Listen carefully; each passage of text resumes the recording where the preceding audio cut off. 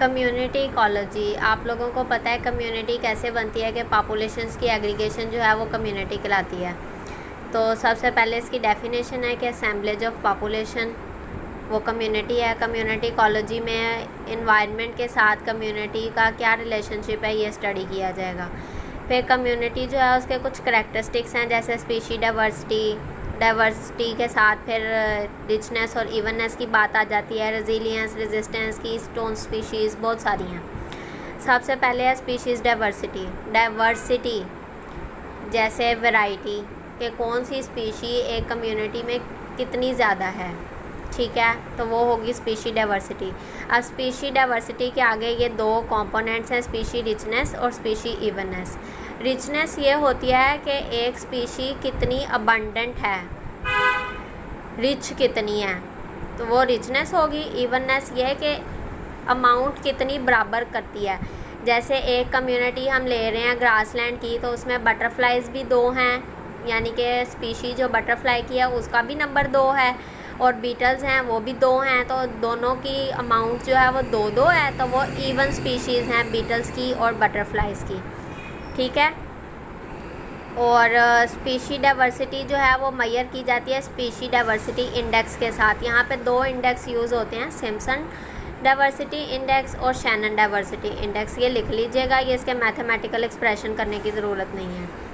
उसके बाद है रेजिस्टेंस और रेजिलियंस। यहाँ पे ये 2 टर्म्स हैं। रेजिलियंस होती है एक बॉडी की या एक कम्युनिटी की ऐसी एबिलिटी कि वो एक स्ट्रेस की कंडीशन फेस करे, उसके बाद उसमें से निकल आए।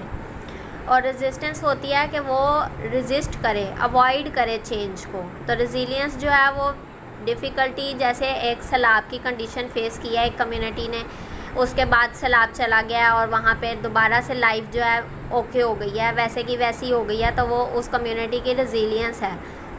और रेजिस्टेंस ये है कि जैसे आप लोगों की क्लास में चेयर्स हैं, तो आप लोगों को कहा जाए कि आप लोग दूसरे सेमेस्टर की किसी क्लासरूम में क्लास लिया करो, तो आप लोग रेजिस्ट करो कि नहीं हमने अपनी ही क्लास में बैठ के क्लास लेनी है, तो ये आप लोगों की रेजिस्टेंस होगी।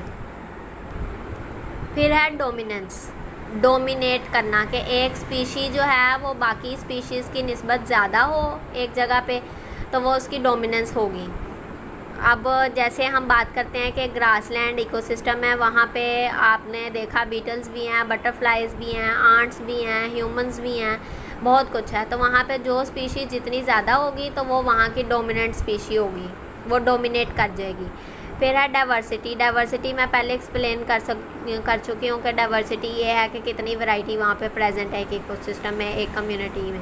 पीरियोडिसिटी, जैसा कि वर्ड से भी जाहिर है कि पीरियोडिक, रिदमिक, हमारे लाइफ प्रोसेसेस बहुत सारे हैं, जैसे ग्रोथ है, रेस्पिरेशन है, रिप्रोडक्शन है, तो हर ग्रोथ जो है वो स्पेसिफिक टाइम में हो रही है।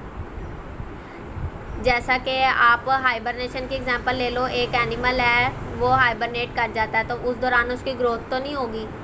एक स्पेसिफिक टाइम में वो एक स्पेसिफिक फिनोमेना सर अंजाम दे रहा है। रिप्रोडक्शन का भी बात करें तो कुछ बाई एनुअल रिप्रोडक्शन करते हैं, कुछ एनुअली करते हैं, कुछ बाई मंथली करते हैं, हर एक का ब्रीडिंग सीज़न डिफरेंट है, तो वो ब्रीडिंग सीज़न जो है वो पीरियोडिकली मूव करता रहेगा। तो ये हो गई पीरियोडिसिटी। स्ट्रैटिफिकेशन जो होता है, स्ट्रैटा फॉर्मेशन, स्ट्रैटा किसे कहते हैं, लेयर्स को। जैसे यहाँ पे आपने देखा है डायग्राम में कि ग्रास है, ग्रास के बाद हर्ब्स हैं, फिर ट्रीज़ हैं, हर एक की अपनी अपनी हाइट है। इसकी हाइट ये है ट्रीज़ की, हर्ब्स की यहाँ पे होगी, यहाँ पे ग्रास की होगी, तो हर एक की जो हाइट है वो वेरी कर रही है।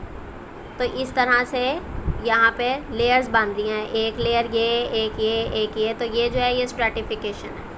फिर है ecotone and edge effect. Ecotone वो होता है कि 2 कम्युनिटीज़ जो हैं, एक कम्युनिटी ये है, दूसरी कम्युनिटी ये है, कम्युनिटी ए, कम्युनिटी बी, इन दोनों के जो दरमियान का ट्रांजिशनल एरिया है ये इकोटोन कहलाता है।